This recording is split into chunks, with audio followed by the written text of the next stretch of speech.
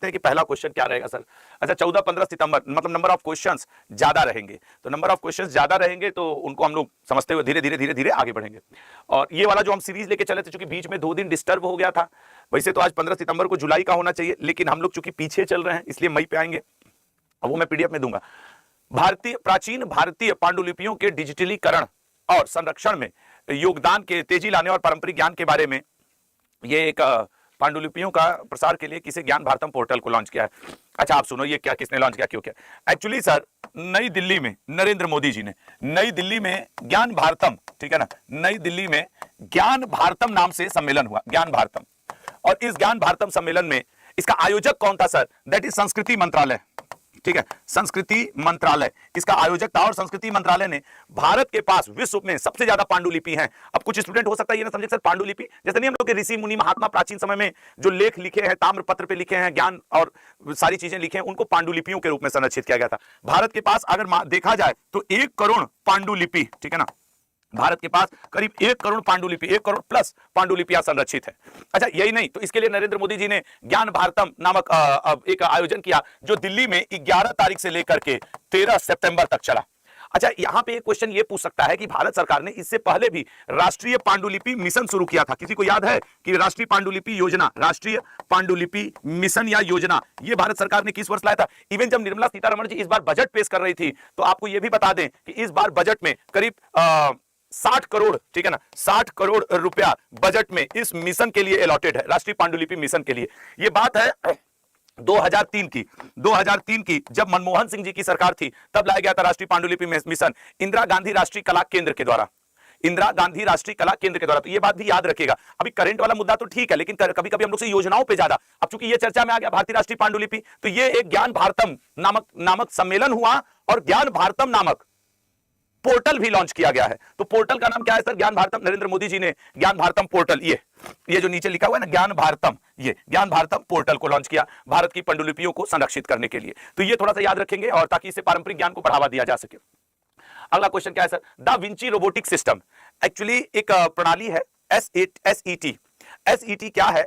Skills e learning telemedicine. ये देखो SET, skills e learning telemedicine, मतलब कि टेलीमेडिसिन के बारे में ई लर्निंग इलेक्ट्रॉनिक फॉर्म में स्किल्स को जगाने के लिए एक नए तरीके का रोबोट लाया गया और उस रोबोट का नाम रखा गया द विंची रोबोटिक। इसके माध्यम से एम्स नई दिल्ली में लोगों को मतलब डॉक्टरों को सिखाया जाएगा, ठीक है ना। ये एक इंटुइटिव सर्जिकल नाम की कंपनी है, उसने बनाया है। अब ये क्या है सर? ये देखो स्किल ई लर्निंग टेलीमेडिसिन को सिखाने के लिए, ये ई लर्निंग है ना, तो ई लर्निंग जब आप लेते हो, ई लर्निंग आपको ये रोबोट सिखाएगा। कहां पे सिखाएगा? एम्स में सिखाएगा। और एक संस्था है इसको बनाने वाला, इस रोबोट को बनाने वाला संस्था का नाम है इंटुइटिव रोबोटिक्स। ये वो संस्था लल्ला रोबोटिक्स जिसने इसको बनाया, निर्माण करता। अब ये रोबोटिक्स अपने लैंग्वेज में ऐसे 2 सिस्टम बनाए हैं। इंटुइटिव रोबोटिक्स ने 2 रोबोट बनाए हैं। अब ये एम्स में पहली बार सेट कर दिए गए हैं कि ये सिखाएंगे। जैसे अगर इमेज से देखोगे शायद ज्यादा समझ, ये क्या है? एक रोबोट है, ठीक है, इसी का नाम है मतलब दा विंची रोबोटिक। अब ये छात्र खड़े हैं और इनको ये रोबोट सिखा रहा है कि भाई ये मानव शरीर में ये दिक्कतें हैं तो आप इनको किस तरीके से दूर कर सकते हैं। यही है नई दिल्ली में एम्स हॉस्पिटल में लगाया गया है और इसका नाम है दा विंची रोबोटिक सिस्टम। निर्माण करता है इंटुइटिव सर्जिकल। ऐसे 2 रोबोट लगाए गए हैं। अब क्लियर हो गया कि सर ये है क्या एक्चुअली। इसके माध्यम से आप देखो, अगर इनको कोई इंसान पढ़ाए तो लर्निंग, लेकिन ये स्किल ये लोग किसी इंसान से तो सीख नहीं रहे हैं, ये स्किल ये लोग सीख रहे हैं ई लर्निंग के माध्यम से। और टेलीमेडिसिन के लिए इसीलिए इसे SET प्रक्रिया कहा जा रहा है, skills e learning telemedicine. I hope सभी को क्लियर हो गया होगा लल्ला। चलो आगे देखते हैं। इसका नाम याद रखना द विंची रोबोटिक, क्योंकि ये भारत में पहली बार है और ये भी पूछ सकता है कि किस हॉस्पिटल में लगाया गया, ठीक है, तो दिल्ली के एम्स में लगाया गया, ये भी याद रखिएगा। चलो अच्छा आते हैं नेक्स्ट। अब इससे सर्जरी वर्जरी में आसानी होगी थोड़ी। चौथे तटरक्षक वैश्विक सम्मेलन में, वैसे छींक ले थोड़ा, ठीक आने लगती है। बाहर धूप है, अंदर आते हैं तो एसी मिल जाता है। अब बाहर धूप के साथ धूल भी, हम जिस रोड से स्कूटी चला के आते हैं इतना धूल उड़ता रहता है कि मेरी तो कई जगह हमको सांस रोकना पड़ता है, भाई कितना धूल नहीं लेंगे अंदर। हेलमेट लगाए रहते हैं लेकिन फिर भी। चौथे तटरक्षक वैश्विक सम्मेलन में से निम्न में से किस देश में आयोजित किया गया है सर? यह आयोजित किया गया इटली में। इटली में भी पर्टिकुलर जगह की बात करें तो रोम में, ठीक है ना। भारत की तरफ से इंडियन कोस्ट गार्ड के 2 लोगों ने, भारत की तरफ से कौन गया है sir? Indian coast guard, Indian coast guard के 2 अधिकारी, एक परमेश जी गए हैं और एक अन्य, ठीक है ना, 2 अधिकारी भाग लिए इसमें। अब ये जो हुआ है, ये जाहिर सी बात है, इस पे पूरे विश्व के कई देश आए और उन्होंने इसमें अपने अपने बात रखे। इस मीटिंग की अध्यक्षता, जैसे तटरक्षक वैश्विक सम्मेलन की अध्यक्षता इटली ने की है, जबकि इसका वाइस प्रेसिडेंट कौन रहा? जापान, वाइस प्रेसिडेंट जापान रहा। भारत की तरफ से जो ये भाग लिए आपके, उन्होंने कहा है इन दोनों अधिकारियों ने कि 2027 में जब ये चौथा की जगह 5वां बैठक होगी इसकी, उस 5वें बैठक की मेजबानी 2027 में भारत को दी जाए। इस बात की दावेदारी भारत ने की है। क्या की है? दावेदारी। भारत ने बोला है कि देखो, तुम चौथा बैठक इटली में तो करा लिए तटरक्षक वैश्विक सम्मेलन, लेकिन जो 5वां बैठक होने वाला है उसको आपको भारत में कराना पड़ेगा। ये आप थोड़ा सा याद रखिएगा। तो चौथे तटरक्षक, अच्छा ये तटरक्षक वाला रेलवे वगैरह के पेपर में, पुलिस वगैरह के पेपर में ज्यादा पूछता है। अगर ये एसएससी के पॉइंट ऑफ व्यू से देखोगे ना, तो वो आर्मी एक्सरसाइज, जो कोस्ट गार्ड का एक्सरसाइज होता है, वो पूछ देता है। मैंने कई बार नोटिस किया इस चीज को। लेकिन रेलवे और पुलिस वालों में वो सम्मेलन ज्यादा पूछ देता है, खास करके कोस्ट गार्ड का। तो भैया याद रखना, अब ये कोई जरूरी नहीं कि एसएससी ना पूछे, लेकिन एसएससी अक्सर आर्मी एक्सरसाइज की तरफ घुमा देता है इस क्वेश्चन को। तो ये भारत से 2 लोग गए और इटली में मिलकर के आए हैं और बोले कि आप भारत आयोजन करना चाहता है 2027 वाला, ठीक है। तो ये आप याद रखिएगा, ठीक है ना। 2 सदस्य भारत की तरफ से गए थे, जिसमें महानिदेशक परमेश शिवमणि जी गए थे। यही बोले कि देखो भैया, जो 2027 में होगा, 5वां जो होगा, वो भारत करना चाहता है, उसकी मेजबानी भारत को दीजिए। चौथा तटरक्षक वैश्विक शिखर सम्मेलन तो हो गया, जापान सह अध्यक्ष था, ठीक है ना, जापान सह अध्यक्ष और अध्यक्ष इटली था। ये 4-5 की पॉइंट्स हैं। अगले पे आते हैं। 115 देश सोचो इसमें भाग लिए थे, मजाक थोड़ी है, इतने बड़े बड़े देश सब पहुंच जाते हैं। अगले पे, वैश्विक आउटरीच के साथ ऐतिहासिक 10वें आयुर्वेद दिवस का आयोजन। हम लोगों ने कुछ दिन पहले पढ़ा था ना कि पहले जो आयुर्वेद दिवस था वो मनाया जाता था धन्वंतरी जी के, धन्वंतरी जो महान चिकित्सक हुए उनके सम्मान में। तो होता क्या था कि डेट हर बार अलग अलग हो जाती थी। तो भारत सरकार ने निर्णय लिया कि नहीं यार, हम ना अब इसको फिक्स करेंगे।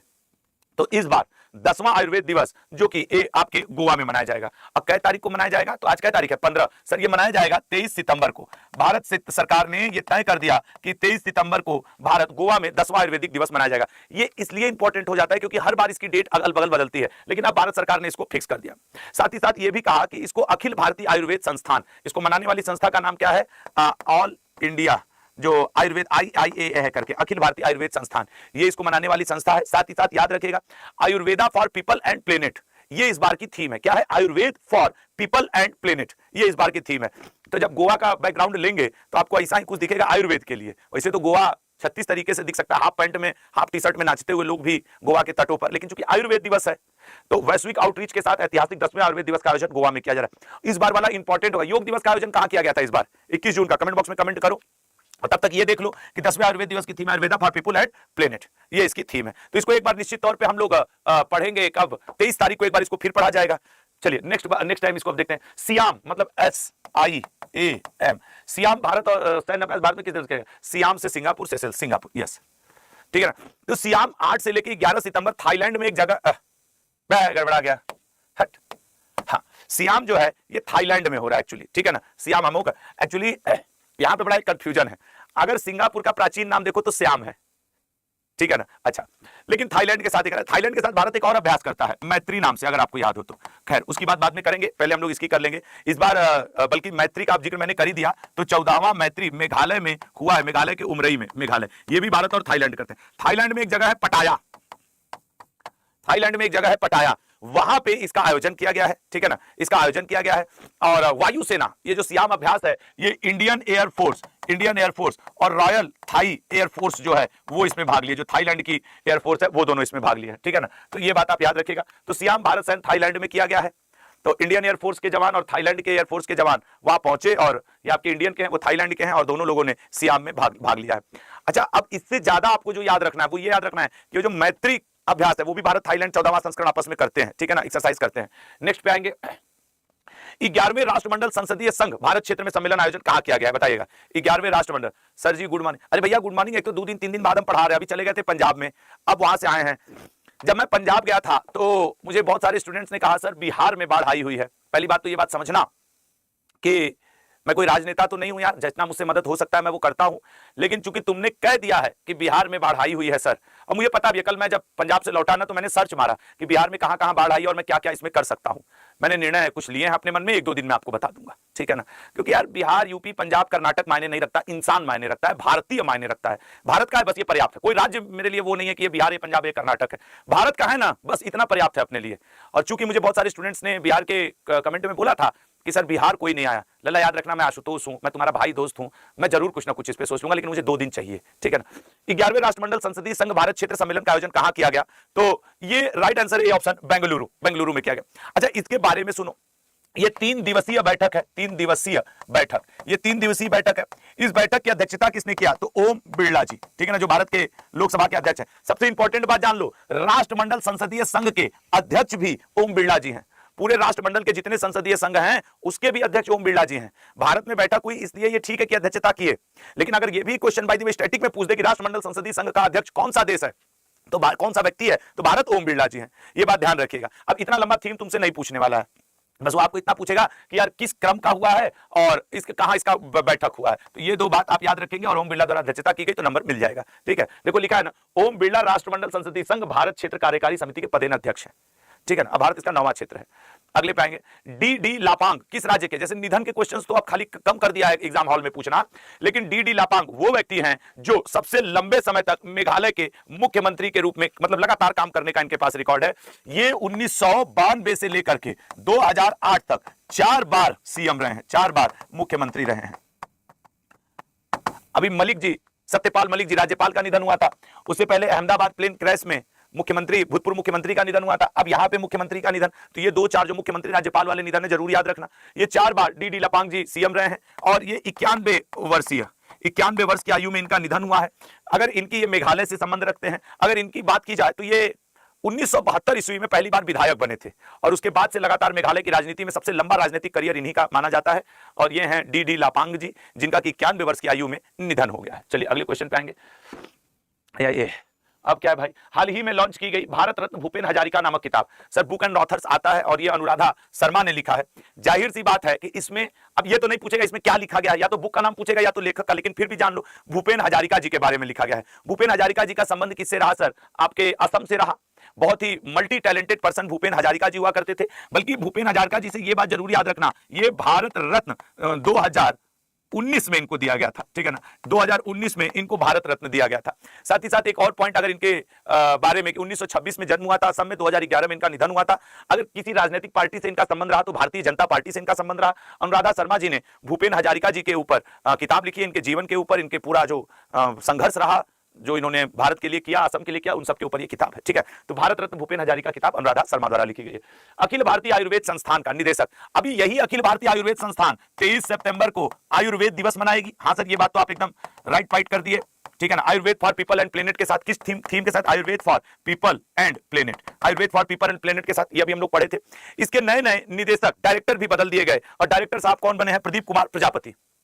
अरे यार इसी में छुपा है प्रदीप प्रजापति, पीपल प्लेनेट हटा दो, अब वो याद रखने के लिए पीपी, प्रदीप प्रजापति। तो इस बार आयुर्वेद दिवस में आपको पीपी याद रखना है, people for planet, planet for people, Ayurveda for people and planet. Actually ये Ayurveda for people and planet, और तुम प्रदीप प्रजापति भी इसी में लहा लो। अब लहाने के ऊपर है, आपका जुगाड़ पकड़ लिया। हो सकता है आयुर्वेद दिवस कोई छोटा दिवस नहीं है, वो ये भी पूछ सकता है, ये भी पूछ सकता है। तो भाई पीपी जी अपने ये, ठीक है ना, भाई पीपी जी।